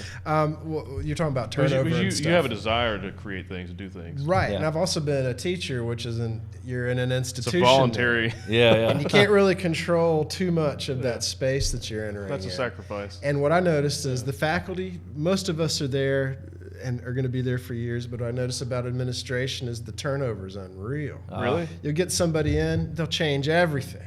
They won't listen to you, and they'll just change everything. Then they'll get fired or they'll leave. And then someone else comes in and does that again. And I know that's not every institution, right. But unfortunately I chose poorly on a couple of times where I worked. It was okay. I'm Right. not really knocking them. They were good schools and stuff, but just usually it's no money or Right. money going into why, Yeah. You're not going to put it in a foundation. You're going to start this whole nother thing and stuff. But Definitely. Yeah, my mother was a teacher, and I think she still volunteers at the school and very active, and Right on. it's something that she's passionate about. And I think she talked about, being a teacher and an educator. I think that a lot of those people would probably do it for free. Right. Yeah, I think so. So if their basic needs were met, I still think that they would choose to be in some of those fields. Sure. Here's a good point, though. Think if their basic needs were met and they had their teacher's salary on top of that. Oh, yeah. How much better that would be. Oh, awesome. Oh, I know several teachers, and my children. We take care of our. I like to think we take care of our kids' teachers. We're always, we do a end of the year gift, and we do things throughout the year, and we try to, just throughout the year, just do different things. Or if there's things, we try to support some of the causes, trying to make sure that the schools have supplies. Because I know a lot of these teachers take money out of their own pocket to provide school supplies. Right. And they do. Yeah, they invest a lot of money, a lot of their own money into. Yeah, just to make sure their children. I mean, it's. Yeah. So I think a lot of teachers are very selfless. I agree. Yeah. So definitely, you won't get any complaints out of me. I think teachers should make more money across the board. Yeah, and I think people like us that are really ambitious and who have these big goals, I think these types of programs would. I mean, obviously, we'd have to pay more taxes eventually. Yeah. But I think we would just make more money. Right. You know what I mean? Like, I think. Yeah, and pay more taxes, but possibly too. But if cut down on government waste. That's the big thing. Yeah. That's as long as the money could be used properly. Right. To make these things happen. Right. That would be the key. To know that because I don't mind paying more taxes as long as I know that I'm contributing. Right. To something that's really making a difference, and it's not some, just some nonsense and waste. No, and why I agree with you is, I think to hear the word taxes, my instant reaction is I don't want to pay any taxes. It's like, oh my God, what are you talking about? But I know what you're saying is true because I give money. I give money to these causes. I give money to help with these school systems. I give money to these things that I care about that because I know they need it. And if I felt the same way about our tax system, if I felt like it was going to the right, I would because I'm already giving the money anyway. Then it just does it for you. Right. It solves the problem. And I think maybe technology will fix a lot of these issues because the biggest problem with politicians is lack of transparency. 100%. Corruption, lack of transparency. Across the board. Across the board, yeah. Both parties. 100%. It's all nonsense. I think we should have, instead of having two parties and having a president, we should have a board of experts in every field that come up with ideas to solve the solutions to the problems that we have. Right. And then they articulate these problems to the public. Yeah. Because we're all supposed to be in this together. Right. And it's our politics are really messed up. But I think they're so divisive. But I think technology hopefully will fix this issue through AI and stuff like that, because we already have AI now that can do legal jobs really well. Right. That can actually, lawyers may be just AI programs in the future. Right. And that would be better because. Well, speaking of that, on YouTube, AI is going in. These programs are going in to figure out copyright infringement and all these other things. It's automated. Right. Yeah. Right? Yeah. So if you had an AI system that said, okay, well, this is the best way to allocate these funds for these programs, where it's not wasting money or it's not based on corruption. Right. Then and you can see it. Yeah. It's transparent. That could actually work. Yeah. Well, and the other side of this too, the technology means that in theory, technology should get cheaper, right? So in theory, with improvements in technology, the iPhone should become less expensive, right? Think things over time, and a TV, a flat screen TV is an awesome example of that.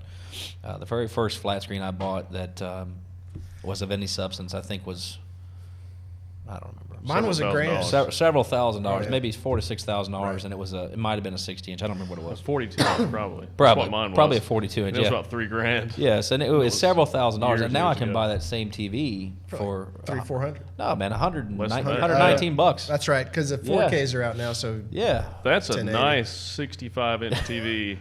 We got that for $399. Yeah, $400. Yeah, insane. Yeah, so it's a smart TV. Yeah, exactly, and that's what should happen. It's 4K. So technology might also help solve some of these other problems now, but technology will also, it's going to eliminate jobs, right? Right. It's going to make us more efficient, but in doing so, it's going to eliminate jobs, right? Well, this is why it's important that we have this floor. Right. It is, and the job elimination part is unknown because we don't know. Well, I think it's going to be. Technology might create more jobs. It may. Yeah. By floor, are you talking about like a living wage or something like that? Well, like basic needs, all basic needs. Basic needs. Yeah. Your food, your housing. Yeah. Your transportation, education. Yeah. Right. We already have that. Fire and police. Yeah. Sure. Military. Yeah. We don't have our own military and our own police and our own fire departments. it's already a social program. Yeah. What I found was interesting, and School. you can correct me if this is true or if there's an alternate kind of view on this, but it seems like some of these cities are investing in their homeless in a way of like building tiny homes for them, but they're finding out they're making money and increasing revenue. Well, and stuff like that. So what's y'all's take on this? Like, I just know like I'm gonna go on a buzzwords and tangent, stuff. but I like this. Yeah. I like this. I'm gonna, and this is not all the way thought through, but I have thought about how would Daniel's story solve the homelessness problem? All right. And here's what I would do. So, I don't know this number to be a fact. I believe it was 80,000 homeless in California. Just in L.A. Just in L.A. Yeah.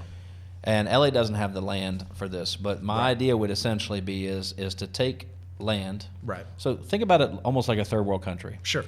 What does the United States and other leading nations do? They go in and they help develop these countries. So for me, we find this land, we provide homes, housing, a standard, basically a floor, like this living standard that we can set for them. Mm-hmm. We help these people get on their feet, right?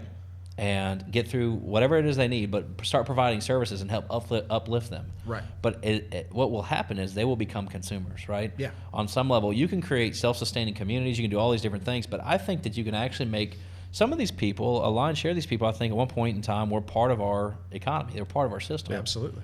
So how do you get them back there? Right. And I think you can do it to a net zero. So I think eventually you can get it to where it's not a cost. Right. It's a cost initially, but it's an investment. Right. It'd be looking at it like looking at any of our businesses and saying, oh, well, we've got to invest money up front. It's not worth it. No, everything you have to do that is going to produce something in the future requires an initial investment. Right. So I would look at it as not as, oh, this is what the homeless are costing us. I think that this is an investment in solving the problem. But the problem becomes right now the things that we're doing aren't solving the problem. Right. It's an investment into our own society. Exactly. Yeah, into our own community. Yeah. And that's... and there is plenty of land in California. No, there's a ton. To do. Oh, is there? Well, yes. And I don't know California very well. California's So one of the biggest, maybe the biggest state in the country. Yeah. It's as big as Texas, probably, or bigger. Yeah. But the Midwest has a lot of room, though. Yeah, I mean, we could. True, yeah. Listen, this is a solvable problem. Yeah. This is a solvable problem. there's a couple issues with that, though. You've got definitely should have some type of maybe build a community for those people, like the tiny home community. Definitely. That'd be great. Do away with the fake drug war. Yeah, oh yeah. Prisons a lot of those people. Oh, it's 100%. just nonsense. It's a business. It's a billion-dollar industry. I agree. And that would fix a lot of the issues with Mexico too, because you put those people out of business, the cartels and stuff. Yeah. Mm-hmm. And then I think if you build these communities for these people, especially homeless people, not just homeless people in really bad projects and just economically depressed areas. Right. You have to build an infrastructure for those areas, and I think you have to incentivize companies to go into those areas and provide certain types of jobs for the people in the areas. And it could be any kind of job, but it needs to be something where people feel like they're doing something. And I think that whole all basic needs met thing fixes a lot of these issues too. Does. Right. It does. Now, people that have been living in a maybe what would you call it, like a substandard lifestyle for so long, or maybe for generations, it's going to be difficult for those people to I guess break out of what they're break out of that grind, out of that rut they've been in. But their children though, the children in these communities have a lot of hope, provide for them. Teach them different trades and different ideas and just give them opportunities, because that's the biggest thing is they have no opportunities. Yeah. If you grew up in one of those areas like South Chicago or whatever, South Side Chicago, or in a really bad area, maybe you grew up in a homeless camp. Yeah. You don't have many opportunities. Yeah. And there may not be much that can be done for you, other than making sure that you're safe. Yeah. And you have food and you have medical. I'd be fine with basic some type needs. Of relocation program too. And and just the biggest problem too with the homeless issue is disease. I mean, I'm amazed that we haven't seen some type of huge epidemic come out of these massive homeless populations, which could be dangerous to the whole country. Yeah. What if the plague comes out of one of those areas and then you've got thousands or millions of people dying? Yeah. Well, you know what's also interesting too. You think about what we say these homeless communities. These are still communities, right? Right. There's still a barter system in effect. Whether it's dollars being exchanged, Probably mostly drugs and it's probably drugs alcohol and alcohol, and also and there is money. Obviously, there's some money being donated and things, and they're getting. But That's right. there's definitely a system of bartering going on. There's some type of exchange of value. These people are, and even though they're not the houses as what we would consider a house, a home, they're still trying to create this basic standard, right? So we could help uplift them. Right. Maybe, another thing we talk about, schools. Like certain parts of Chicago, I've heard, the police won't even go to these areas, right? Sure. For me, I think a parent that doesn't have the means, I would be perfectly fine trying to help relocate and or letting that parent that cares about their child's education pick which public school they go to. Right. Right? So if there's a public school that is plagued with issues, sure, right? And I feel like that parent that feels that just because of where they live geographically, right, I feel like if they're able to figure it out and get their kid, instead of this school that's 5 miles away and they got to go to this school that's 8 miles away, but they can get their kid there. Yeah.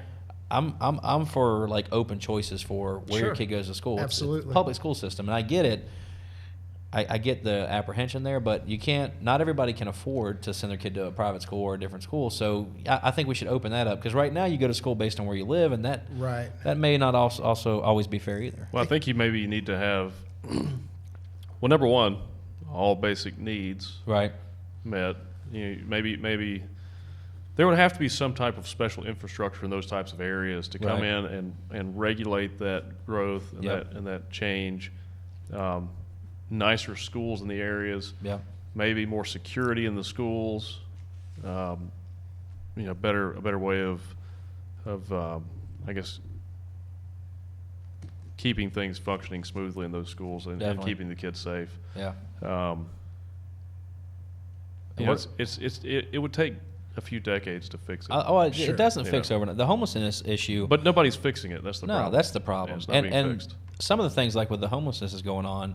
And I like that you're hearing the tiny homes and the communities. I like that some of these things are coming out. Those are attempts at solving the problem, I think, right? Yeah. Relocation, but doing it in a way, not relocate meaning one state sends their homeless to another state. That's not what I mean. Right. Solely to pass the problem on to somebody else. No, right. I think you got to have a full circle solution that you're putting in place. And here's the reality. If you can touch and save and help part of those communities, then you've done an amazing thing, right? Absolutely. You're not going to be able to help everybody because everybody doesn't want to be helped. Mm-hmm. And they may want to get help today, but 6 months from now they change their mind. Right. And some of the drug and alcohol abuse that's going on that possibly led them to be homeless as well, is that those are things, demons that they're going to have to face and figure out if they can overcome. That's a whole different challenge. And also, with that issue, if they have all their basic needs met, let them do drugs and alcohol. Yeah, if they want to sit at home and I think a lot of people though that are on like where drugs and alcohol have taken them down, I don't think they really like, at least the people I know, they don't really like being that way. Right. Yeah. And some of them, quite honestly, if they met the right person or had the right had a chance to have a counselor or a therapist or something like that in their life, I think a lot of them could be helped that way. And if they had all their basic needs, they may be inspired to do something with their life. Absolutely. When I was in Colorado, 2012, I believe, right? I was in Colorado for 8 months, business and helping grow. Well, there were homeless communities, right, and it was really interesting because Colorado, I believe, has more days of sunshine than some years than any other state, which I would have never guessed. That one either, right? Wow. So definitely Google that. Something I don't want to say the number one. It's not the Sunshine State, but I think some years it did have more days of sunshine than any other state, which is very interesting. But what was interesting is during the summer, when it was warm, a lot of these guys that were homeless were not drinking as much, right? Not doing the whiskey and the stuff, right? But during the cold season, they were drinking whiskey. And I asked, I'm like, man, did you start drinking? And he's like, oh, it's cold. And the whiskey helps us stay warm. They just can't feel it. Right, they just can't feel it. So, and I'm sitting here going, I would have never thought, and I don't know if this is true or not, Wow. I'm not really a drinker, so I don't know. Right. Do you get warm? Do you get hot when you drink whiskey? I have no clue. It warms up. If you feel like you're warm. Yeah, so I think technically you get colder because it makes your blood thinner. Right. Oh, yeah, see? Yeah, so they're doing themselves a further harm, but but that was something. So some of it is geographically where they're at, and maybe that was just a justification for them to drink. I have no clue. But it was something that kind of opened my eyes to it. I'm like, you know what? I didn't even think about this. These guys are out. It's cold. And we're in Colorado at 6,000 feet above sea level. For sure. A mile high. Right. And they have no home. And they're drinking whiskey because they think it helps them stay warm. Right. Yeah. Right? Like that's how some of these areas are really, really bad. And that's why a lot of homeless probably end up in California because the climate's it's warm. water. That's exactly why. Oh, yeah. And that's happened over the past decade. But that also goes back to relocating people because it's not a state issue. It's really a federal issue. It's really a nationwide issue. Right. Yeah. Even though it's mostly in those areas. Yeah. It's still a nation. It's something. We're all part of this same community. Right. I know it's hard for us to. There's 330 million people or something in the U.S. So it's hard for us to relate to everyone. But we are all part of the same community, and to make this a good place, we all have to be at least. Like you said, the floor has to be at a certain place. Yeah. Right. And and I think for people in those situations, you probably want to create those communities in warmer climates. Yeah. So it's more efficient that way, but it's also more comfortable for those people. I feel like if you're going to try to help people and teach them a certain mentality and help them grow.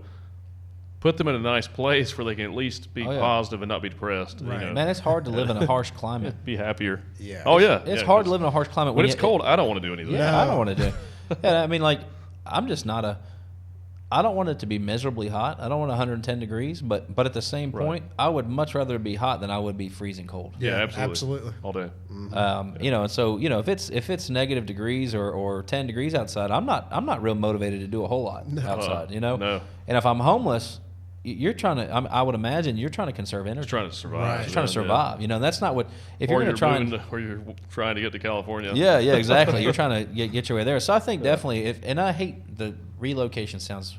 There could be a negative connotation there, but what I mean is giving them a choice, giving them options, giving them, hey, look, this is here's the plan, and this is what process we'd like to take you down. And I think that these homeless communities can actually become, and this is me reverting back to profit, but I think they can become positively contributing to our society. Absolutely. I think they can become part of this system again. For sure. And some source of revenue. And then eventually, some of those services can be taxed. I mean, I do think that there's hope for that, but I think you got to solve the whole problem.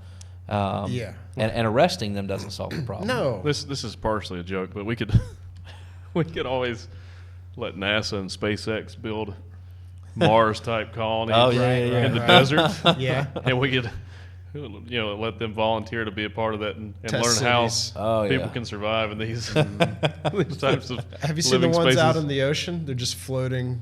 Oh, really? Connected by No, that's cool. Yeah, it's pretty weird. Yeah, you should look it up. I'd live in that for a while. I'd try it out. Yeah, so That's pretty neat. I don't know if I can segue back. You were talking about tiny homes. Yeah. And I don't know why, but when I think of a tiny home, I'm like, man, it's like the size of a jail cell. Like that's how I would feel in a small, me personally. Right. In a small I would home. too. I Right. could, yeah. Yeah, I'm just like, I don't know about that, man. That's You may have to have a For few me, of them. I've got my living room, my computer, my kitchen, and a bathroom. I don't really need another room to go to too much. Yeah. See, I've been thinking about that. Sometimes I think about that, but then I think it's really awesome. I put my kids they're on their own floor. Oh, and they're on the other end. Like they're, So you get privacy. I've got some privacy, yeah. And your office is pretty awesome too. my office, yeah. So and I like that. I need, I'm still a man. I still have needs. But one of those needs is I need my space. I need my time. Yeah, like right. my office is kind of like it's very much. It's all used furniture with the exception of my chair at my desk. Every bit of that is I bought used. Right. It's all very high end, like nice. Somebody else spent a lot of money for it. Sure. But it's very much my taste, and it's very relaxing when I'm in there, and it's kind of like my happy place. And I got a view of the main open channel of the lake. That's awesome. Yeah, so I can go in there and work, and it's very relaxing for me. And I can't hear my kids, which is also awesome. That's awesome. And I've got a lock on my door. Yeah. All right, a numeric keypad lock. It's not for any other reason that my kids aren't allowed in there. Like, if I'm in there, I can let them in. Right. But I don't want them in there playing. I don't want their toys in there. I don't want them drawing on my papers. Like, they've got plenty of space in the house. I just need one room. Right. Well, when I'm writing or working on something, especially writing, I like to be in different places too. Like I'll be, sometimes I'll write in the living room if it's just me at night, my family's asleep. But if they're up and I'm writing, I'll go upstairs and I've got some chairs and a big, Himalayan salt lamp, and I'll sit on the landing and write, and it's just like a relaxing place. Have my headphones on, or I'll go in my office sometimes, or in the man cave, theater room, right in there. Just different places. So it's nice to be able to get away sometimes, or get away within your own your own house. Well, I can't wait for it to warm up. We just moved in, obviously, and got back to the water on June 17th of last year, and obviously it was warm then, but we weren't settled, and I was still traveling all the time. And so what I am looking forward to is here in the next little bit when spring's in full and the weather. I'm thinking I've got doors in my office out to the patio and out to the back, the veranda and all that. I go out there and maybe set up a little workstation. That's going to be awesome, I think. Yeah. I mean, you can't beat like 60 to 80 degrees. Oh, 100%. It's going to be awesome. It's going to be awesome. So I'm looking forward to that too. So. Well, this weekend's going to be awesome. We really enjoy that. You need to be home. Oh, you won't be home then. No, I'm not going to be here. Right, you'll be out of town. It's the best weekend we've had in weeks. Yes. It'll be nicer where you're at though. So. I'm going to be I'm going to be doing the Disney thing with the wife and kids, but man, and I'm not dogging Disney. Right. But that mouse. Yeah, Mickey's been sticking it to me. Like, that place is super expensive. Oh yeah. And the kids love it, and it's just I'm gonna need a break when I get back, but I'm not gonna get one. No. But it's great for the kids. No, you'll be behind. I'm gonna be behind. Yeah. You gonna go to Star Wars Land? Oh yeah. We're listen. And you can't just go to Disney and see it all in 1 week. I don't care if you try. I've tried. No. You got to go multiple times, and the good news is, because of my kids' ages and their capacity and their ability to ride certain things, right? We've got a good route down now. Like, we kind of know, okay, hey, we can go here, here, and here, and here, and here. Right. So I'm going to try my best to at least work in one like lazy day at the house, and be in the pool and just kind of relax and catch up on work. But I'm looking forward to it. I'm not trying to complain, but right on. Would much rather be here in North Carolina enjoying some better weather. Right. So it's already hot down. You're going to Florida, right? Yeah. It's already hot down there. My middle son Sebastian said he wanted to go to California Disney. I'm like, we can't do that. I was like, the one in Florida is bigger. It's better. It's better. Yeah. And he's like, oh, is it? And I'm like, yeah, it is. It's Disney World. Yeah. Not Disneyland. And so I said that not knowing full well that it was, because I've never been going to California, but I've heard it is. Yeah. So, yeah. But plus, that would be an absolute nightmare to get there. Right. Yeah. Oh my God. For me, with 3 kids, little kids. Yeah. Yeah. So, but yeah, I'm looking forward to it. There wasn't enough sarcasm in that when I said it. How long have we been going? Let's see. We are at we're about an hour and 15, hour Wow. 20. It flew by. Yeah, it did. I think so. Yeah, That's cool. crazy. We got like 20-something minutes left on the card. That is crazy. Yeah. It flies by. Yeah, for sure. Anything else you guys want to talk about, or? Well, we can end it with this. Like, you guys are sort of talking about like these places where you go to kind of unwind or relax. And Danny, it sounds like with you, in your case, you don't really get that opportunity too much. No, like, yeah. So and that's self-inflicted. Neither one of us do. Right, Yeah, we don't. Right. So, like, I guess your perfect place is maybe at home. No. Quiet. No. No. Where, and I'm gonna get in trouble for this with my wife when she watches this, but I love. Let me say this first. I love my wife. I love my children. Right. When I'm done, I work my tail off. Right. I work. I wake up. I work all day. Right. When I'm done working, I go home. Right. It's usually 3 hours and 40 minutes to 4 hours and 5 minutes round trip every day. Right. I'll do it every day. That Right. doesn't matter to me. Love my family. Right. but that's not my that's not where I can go to relax. Right. Unfortunately. Well, it's hard to relax with kids. No, and stuff like that. Well, and you get home and your wife, hopefully your wife loves you and she wants to spend time with you, and your children love you and they want to spend time with you. Exactly. And so it's hard. Right? Yeah. I want to go home. I go home constantly, but for me to try and relax, just your time. Yeah, just my time. I like to go. I don't get to go often. We've went and watched some movies sometimes. Yeah. I like to go like little things. Yeah. I like to, just merely for fun, not to attempt to win any money. Right. I like to go play Texas Hold'em, or I like to go play blackjack at the casino. Literally, not to win money, because if you're going to the casino to win money, no, it's not about that. You're going to lose. I'm going to have a good time, and plus, math is kind of my thing. So I'm sitting, I'm focusing on the math, and I'm kind of disconnecting from everything else going on in the world. Right. So like I thoroughly enjoy that. That's cool. And there's some limited times where I get to hang out. We'll have moments, him and I, even it might be 20 minutes. It might be, sometimes you get an hour. I don't want to say too much, but one time, one of my best memories in the last, say 4 years, in Florida. Oh yeah. Yeah. That's fun. We had, and I won't go into all the details, but I mean, we got to hang out, and I had a cigar, and I mean, that's rare. I mean, it was cool. It was a good, it was a good time. It was a good time. But I mean, like those little moments, like I look forward to those. Yeah. And I want to spend time with my family and my kids. I definitely want to do that. But, sure. But I need that little something for me every once in a while. Right on. We need both. I need both. Yeah. I mean, you got to have both. My favorite times with my family, especially having a kid, but there's nothing like that. Yeah. But I still need time with my friends and myself. Yeah. Oh yeah. I think what he just said is key. You also need a little time for yourself. Absolutely. Yeah. Yeah. Sometimes I just like to be by myself and just think about what I've got going on, think about things I want to do. You can work on yourself. Yeah. Just time to just meditate or or just reflect. Yeah. I think I've had too much time since my other job, to do that. Well, we're going to change that. My honest favorite time of day is when I get up, that couple hours in the morning with just coffee, and just to my wife's not up yet. Yeah. I've fed the cats, so they're done. And I'm just kind of thinking about what I got to do for the day, but I can kind of relax. It's a time for meditation and stuff like that, which is good. But And I should say this too. There are trips, obviously things I get to go do with my kids that I really do enjoy because they're having a blast, right? And that's important. And I think that's therapeutic too. There's been some things I've been able to go do with my wife, which have been really awesome, right? And I think that's important too. I think it's like this full circle thing. You've got to give attention to those you love, and then just make sure you're saving something for yourself.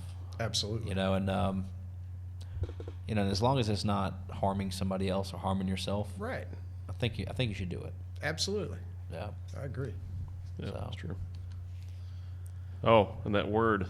What is it? You forgot it again. I think this is what I was wanting to say, but this works. All right. You're very diplomatic about how you deal with this. Is true. Yes, diplomatic. Yes. Yeah. That is true. That's a good word. Yeah. Yes. Yeah. This is true. Thank you. My brain can't let things go. So. That's really the best way to do anything. Is like to like even on a film set, I've got all these different minds there, and then to get them to work together sometimes is kind of hard, but sometimes it's just in how you approach them 100%. And how you talk to them, and then listen. And leading by example, which you guys do, I think that's like a very important thing. They see you busting your ass on it. Well, they're going to pick up and bust their ass. If they don't, then I maybe need to get rid of them. But right. Well, let me tell you, sometimes, and I've said this to some of the guys, and Neil will do it. I'll pick up, and I'm not afraid to go swing a hand. I hate physical labor. Right. Gotcha. Right. But I will do it. Absolutely. And I'll be the best tool hander person. There's another word there. I'm not going to use it. I'll be the best tool guy, tool assistant. Tool bitch. Yes, tool bitch. I'll be the best tool bitch that you've ever seen. For sure. I will hand you a tool. Now, I may not know exactly which one. I'm good. I know Phillips and flathead, but you start getting too far out of that. Right on. I will hand you the tool, right? But I don't like to do those things, but I will. Right. And I don't like to unload trailers and do all these things, but I will. Yeah, for sure. And if the team seems down sometimes or they're not motivated, I'll hop on and stop doing hey guys, I'll help you, let's knock it out. Yeah, exactly. And I think that's a big thing about sometimes people they want some help, right? They there's things I don't want to do, but if a friend jumps in and says, hey, man, I'll help you, let's knock it out. It can give you a wave of energy, man. and it's done. And that's one thing that I'm glad you brought that up, because I've struggled with that over the past few years, because I mean, I'm healthy, I'm strong, I work out and stay fit and stuff, but I'm an amputee, which we can talk about in another episode. But and also my back is really messed up now. I have degenerative discs in my lower back, which I'm having stem cell treatments done next week for the second time, which helped a lot the last time I had it done, and so hopefully this time will maybe fix the problem. But I'm not able to physically get in there and do the stuff that I used to do. Right. Because I used to be pretty helpful. Oh yeah. Physically. You still do a lot. Even with construction type stuff. Yeah. But now I can't carry things the way I used to, and I can't stand on concrete for long periods of time. My toes start to go numb and stuff. Yeah. So it's really difficult for me to feel like, wow, I should be able to do this stuff, but I can't. Yeah. And he still, just to put clarity out there though, it's difficult for him. He still does it if he needs to. Right. If I have I've seen him do it. Yeah. I pay for it though. Yeah, he does. Yeah. And that's part of it with me too. I can't. The problem is you can only do so many things, right? Right. And if I'm choosing, so if I'm choosing to help a team member, staff member, a partner, right? I've got to make that time worthwhile, because I'm also consciously choosing not to do something else. Sure. Yeah. So I've got to make it count. And so I think that's important too, to take away from that. Like if you're going to help somebody, I think get in there and get it done and help, and then hopefully the consequence isn't too bad. And I've had to be careful of that. Right. As well, because if I do too much, then I feel it for 3 or 4 or 5 days, then that's had a negative effect. Knee issues going on right now too. I dealt with this big time. I used to be the guy. I'd grab everything. I'd move it. I was a hoss. I'd help friends. I'd pull a sofa in through a second-story window for a buddy of mine when I was younger, and all kind of crazy stuff. And then I learned. I still think I'm that way, but I'm not anymore. My mind is there, but the bodies will fail me. And I'm like, I remember I was working as a grip over the summer, just a couple of days in Charleston. And I had, I shit you not, 30 cramps in the first day. Granted, they messed up by only having 4 of us there, whereas usually you're on a team of 8 to 10, and it's all heavy stuff you're moving and stuff. And I used to do it, no problem. This time I was on my legs are gone. I'm like coiling up cable like on the ground because I can't stand. We're at somebody's place, and I've got the dry heaves because it's so damn hot in South Carolina. And they said, yeah, we're going to feed you like a hot baked potato and beef for lunch outside in 100+ degrees. I'm like, after that, and we're going back to work, I think I threw up. No one saw me like 2 or 3 times behind the set. Oh, wow. I was worried they're going to see me through the window. I'm in the shot like hurling, but that didn't happen. But I was like, okay, I got a lot of respect for this job right now. I brought in some young people who are having no problems, of course. Oh, yeah. And then luckily I got another gig where I was a videographer for a Food Line commercial after that. And I'm like, well, see you guys. And that job was cake. It was great. Pushing a button and framing a shot. It was much better on the body. You fell off of a stage recently too, right? Yeah. Well, now it's been about 4 or 5 years, but it was I was doing a music video for actually a local talent named Christy Johnson. She had a band called, still around, I guess, Dream Killer. So we have them on too? Yeah. Oh, yeah. She'd be happy to come on. She's really cool. She does, she acts and she does a lot of stuff like that. She's an artist. Very cool. But it was for, it's the Ramcat now in Winston, but it was Ziggy's then or whatever. Yeah. And I was just getting ready to shoot. I had everything set up. And then I just fell off the stage. There's just some cables and stuff on the rigging. And then I hit the barricade. And I hit it from my ass all the way to my skull and just hit it multiple times there. And of course, how I am is like, oh, my camera. So I balled up to protect my camera going down. I just hit everything on my back. And it's like those movies where you can't hear and people are talking to you. Like my buddy was right on the other side of the thing looking down at me, and he was like, I'm just, but somehow I got up and I shot it in all that pain. And then I had to shoot the next day too. And you had a concussion for sure. Probably, maybe so. But wow. Yeah, that's I gotta be more careful. Oh yeah. Yeah. I've definitely been more mindful. Absolutely. So. Well, guys, it was awesome. Yeah. All right. Good show. Two down. Number 2 down. 2 down and an infinite amount to go. I love it. See y'all next time. Next time.